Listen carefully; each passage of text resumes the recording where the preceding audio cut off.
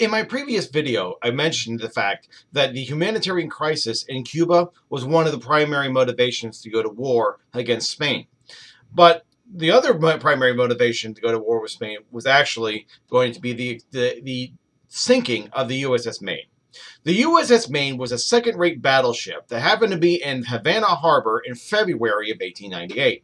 It's there basically to protect the interests of Americans in Cuba, i.e., if anybody wants to get out of Cuba, you have the Maine protecting you, right? So, unfortunately, on February 15th, 1898, the USS Maine explodes and sinks, killing many, many sailors, right? And the public is going to immediately suspect the Spanish. After all, here we have an American warship in a Spanish-owned harbor blowing up right at the time when tensions between the two nations are at a boiling point, right? It makes sense. It's logical. And in fact, the United States is going to send divers in to figure out the damage. And they're going to say that the armor plating of the ship was blown inwards, right? Implying that something from outside caused the explosion. The Spanish are also going to send their own divers in, and they're going to say that the armor plating was actually blown outwards, indicating this was probably just a tragic accident. Now let's assume it's an attack and think about this for a second. One of the classic ways of figuring out who done it, right, is also to ask the question, who benefits? Right? Who benefits from a crime, right?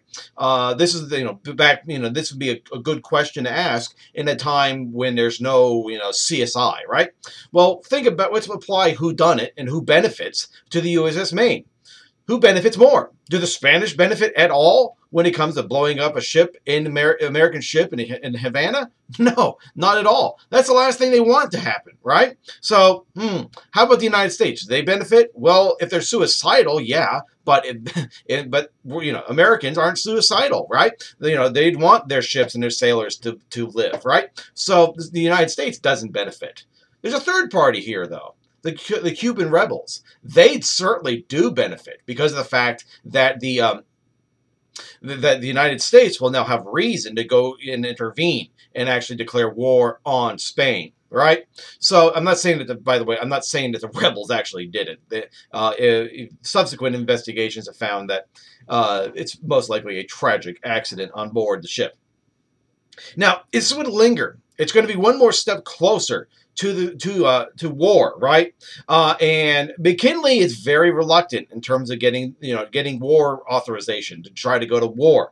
But by April of 1898, the demand for war is out of control, and they couldn't control this outpouring of anger in Congress, and he is going to actually ask for the declaration of war.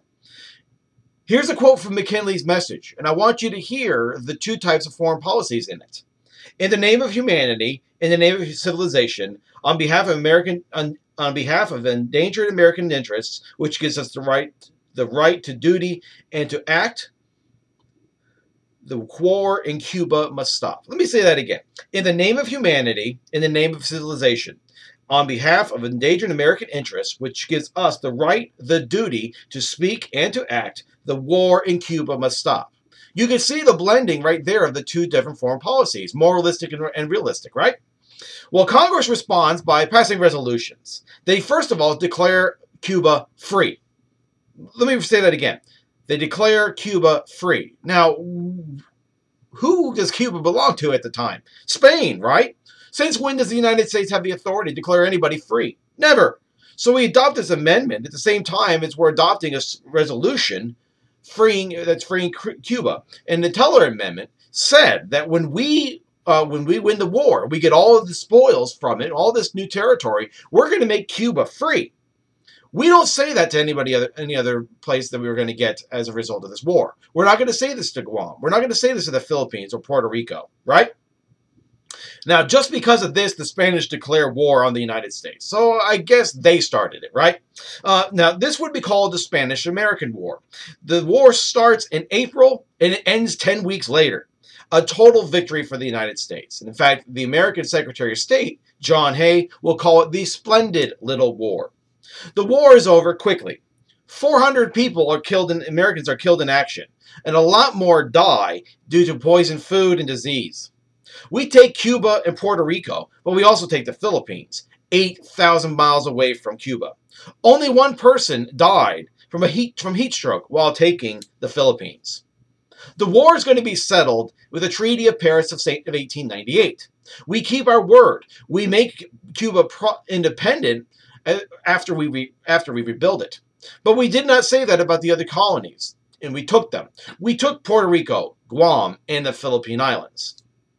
Now, speaking of these, taking the Philippines is going to be a very serious step. When you take a colony and never make a promise to them to become citizens of the United States, you're starting to create an empire, whether or not you like the term or not. We take the Philippines as a colony, and that means now you're going to control and protect it, 8,000 miles away from home. Now, there is a matter of alternatives here, especially with the Philippines. Once the war was over and we had these territories, what are we going to do with them? By entering the war against Spain, we are essentially saying they are unfit to govern these territories. And so we're not going to give them back to them, right? We're not going to make them independent by reasons of possibly being taken over by somebody else, like the Japanese or the Germans. So the logic was to keep them for ourselves. McKinley had even said it was our duty to Christianize the Philippines. Now, wait a second here. Hadn't Spain been ruling over the Philippines for hundreds of years at this time? And weren't they a whole bunch of Christians? The answer is yes.